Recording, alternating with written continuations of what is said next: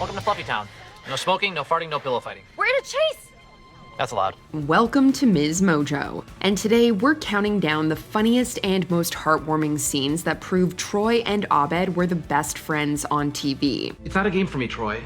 I'm seeing real lava because you're leaving. It's embarrassing. Number 10, nerdy Halloween costumes. You called me a nerd up there. What defines a nerd? Committing to an awesome Halloween costume with your best friend? Is that what nerds do? In the show's second season Halloween episode, Troy and Abed dress up as characters from Aliens and try to use the matching costumes to pick up women. Unfortunately, as Jeff points out, the idea was more Comic-Con than it was romantic. I'm wearing a $6,000 suit, and you spent 3 days making cardboard robot armor. You're saying they feel sorry for you. I'm saying I remind girls less of taking their little brothers to Comic-Con.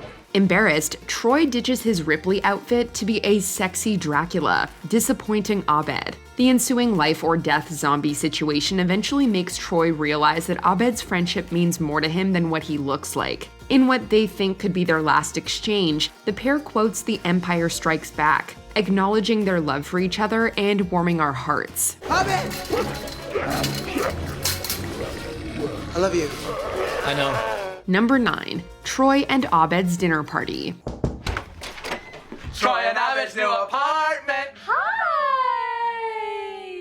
This episode remains a fan favorite, but with its numerous memeable moments and the introduction of the darkest timeline, it can be easy to forget that it all takes place in Troy and Abed's new digs. Bienvenido de la casa ches Trobed. Very nice. The apartment, which would become a regular setting in the show, is as charming and geeky as one would imagine, complete with a prominent diorama of the boulder scene from Raiders of the Lost Ark. With actual rolling boulder. Ooh.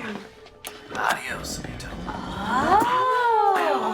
In later episodes, the introduction of the Dreamatorium and a permanent blanket fort make it hard to imagine a more fitting home for Troy and Abed. Number 8. Troy and Abed in the morning. When it comes to morning show hosts, Troy and Abed would have been among the best, if only their show had actually been broadcast. Guys, what's going on? Where are the cameras? Oh, we're not filming this. Now, who'd want to watch this? Oh, guys, it's 6 a.m. Jeez. We're not gonna have him back. Troy and Abed in the morning was a recurring gag where the friends would pretend to interview people in front of a live studio audience, often taking place in their usual study room hangout. The show featured guests whose participation ranged from confused to enthusiastic. Troy and Abed in the morning! The cute and quirky bit was an all-around brilliant showcase of the duo's on-screen chemistry. The pair would later put these hosting skills to good use in Intro to Political Science, where they covered Greendale's student election for campus television. For Greendale Campus TV, I'm Abed Nadir. And I'm Troy Buttsuit Barnes. What? That's my name. Number 7, shared fandom. Britta was an unexpected hero when she found Abed a replacement for Cougar Town. Abed, maybe this can be your new favorite show.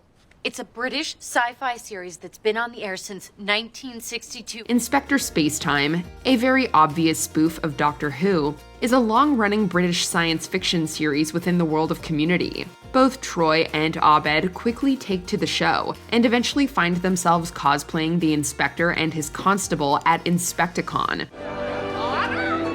I can't believe it. Our first Inspecticon. It's beautiful.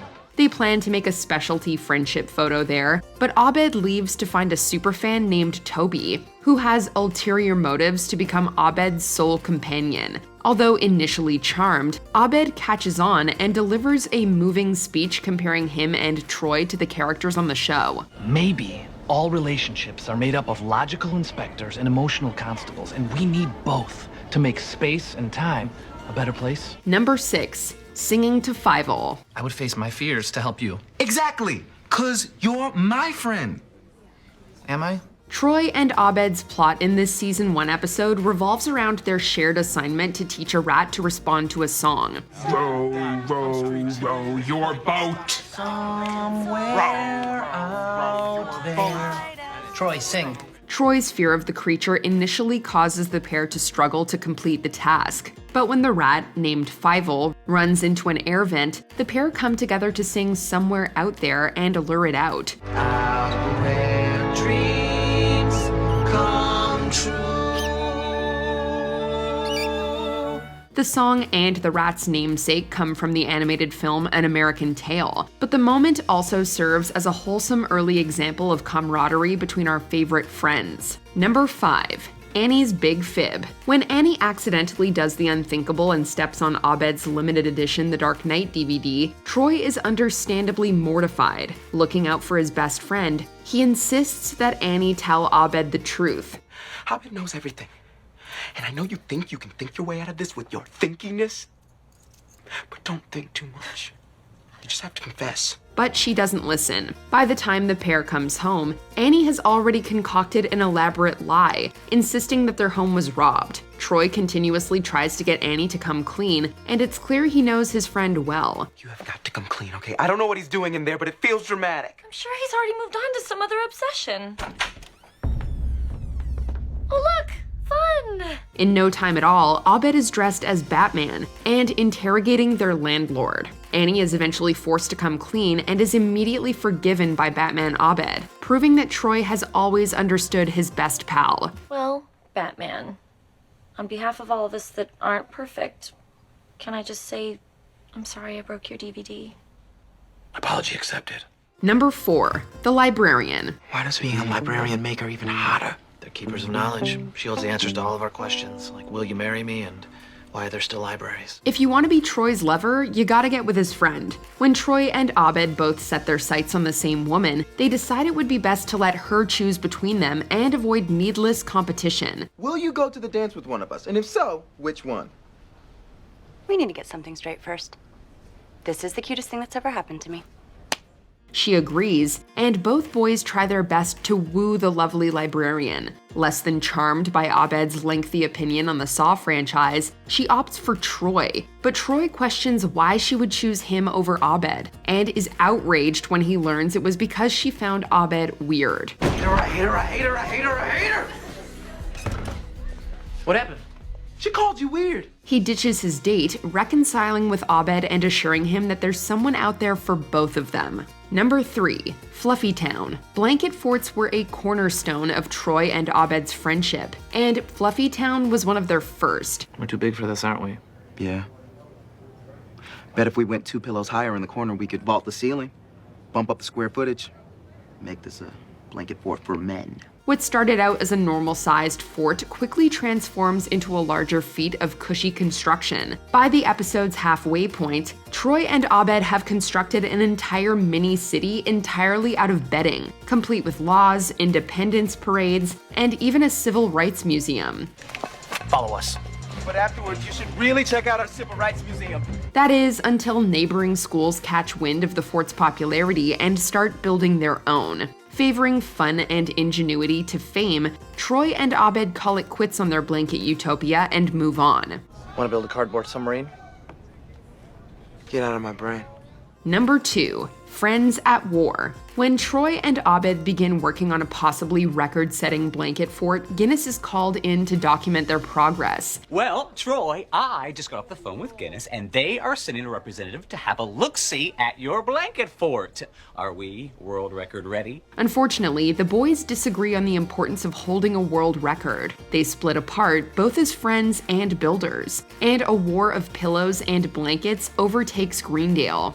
He secedes from New Fluffy Town and begins constructing Blanketsburg on the other side of the campus. Abed renames his fort Pillow Town for the sake of conceptual symmetry. Cruel things are said on both sides, and it seems like the friends might actually part ways, until it's uncovered that both had continued fighting because they feared it was the last thing they'd ever do together. Come on, guys, let's wrap this up. I don't want to. Me neither. Why not? This is gonna be the last thing we ever do together. You can't stop. Jeff points out that this means they still care for one another and facilitates their reconciliation. Before we unveil our top pick, here are a few honorable mentions. Troy's voicemail. Sometimes it's hard to find the right words, or even the right voice. Hey, Abed, it's Troy. Yo, I'll meet you at the flagpole in like... If you are satisfied with your message... Hey, Abed, it's Troy. If you are satisfied with your message... Bert and Ernie. Troy forgoes important plans to dress his famous felt friends with his bestie. I cousin's funerals today. Oh, that was today. I knew there was some reason I couldn't do this today. Rapping with Betty White. The duo combine anthropology and Africa with this special guest star. It's gonna take a lot to get me away from you. Damn. There's nothing that 100 men or more could ever do. Sapien. Troy and Abed being normal. Sometimes being a good friend means taking a break from being weird. My God, isn't tonight Shirley's wedding rehearsal? Look at how we're dressed. Yes, this simply won't do. Let's change into something appropriate for the occasion and be on our way. I agree. Troy and Abed being normal. Troy knows best. When Abed's impression obsession goes too far, Troy asks his buddy to trust him. But I can't do what I want to do? I guess not. Not all the time. Sometimes you're just gonna have to trust that I know better about stuff. I don't know if I can do that. Then I guess you're gonna have to trust that you're gonna have to trust me. Before we continue, be sure to subscribe to our channel and ring the bell to get notified about our latest videos. You have the option to be notified for occasional videos or all of them. If you're on your phone, make sure you go into your settings and switch on notifications. Number 1. Abed Lets Go. Donald Glover's departure from Community was hard on us all, but no one was more profoundly affected than Abed. On Troy's last day at Greendale, Abed sets up a school-wide game of hot lava, framing it as his departing gift. Troy and Abed's friendship has been such a special and magical part of Greendale. We owe it to ourselves to honor it. However, it becomes clear that the exercise was Abed's way of keeping Troy around as long as possible. After a heartfelt talk between the two friends, Abed finally lets go. Bye. Abed! Abed! Abed! Abed! Abed! Abed! He and Troy are then resurrected as clones, and the imaginary rebirth helps both men come to terms with losing each other. After watching them grow together for 5 seasons, it's hard not to be moved by their final goodbye. Clone hug?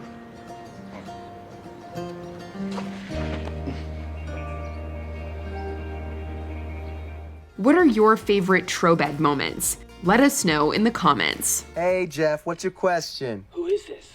Great question, we're us. You guys, it's 3 in the morning. I'm trying to sleep. Do you agree with our picks? Check out this other recent clip from MsMojo and be sure to subscribe and ring the bell to be notified about our latest videos.